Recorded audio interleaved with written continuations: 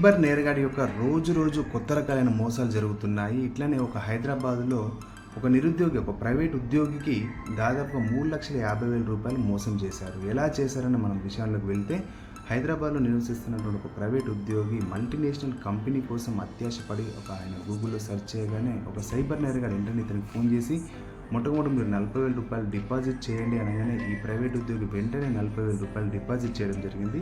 ఆ తర్వాత కొన్ని గంటల తర్వాత నీకు ఆఫర్ లెటర్ వస్తుంది అనగానే అత్యాశ పడిపోయి ఆ ఆఫర్ లెటర్ను డైరెక్ట్గా మెయిల్ ద్వారా అలాగే వాట్సాప్లో పంపించడం జరిగింది. మిగిలిన డబ్బులు ఎటువంటి రూ. 3,10,000 వెంటనే ఆ సైబర్ నేరగాడికి ఈ ప్రైవేట్ ఉద్యోగి పంపడం జరిగింది. చాలా అత్యాశతోనే, ఆశతోనే ఆ యొక్క మల్టీనేషనల్ కంపెనీకి ఈ యొక్క ప్రైవేట్ ఉద్యోగి వెళ్ళినప్పుడు అది ఫేక్ సర్టిఫికేట్ అని తేలగానే ఇతను మోసపోయినని గ్రహించుకొని సైబర్ క్రైమ్ పోలీసు వాళ్ళను ఆశ్రయించడం జరిగింది.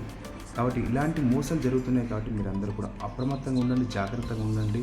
చదువుకున్న వాళ్ళు మోసపోతున్నారు కాబట్టి మీరందరూ కూడా అప్రమత్తంగా ఉండాలని కోరుకుంటున్నాను. Thank you.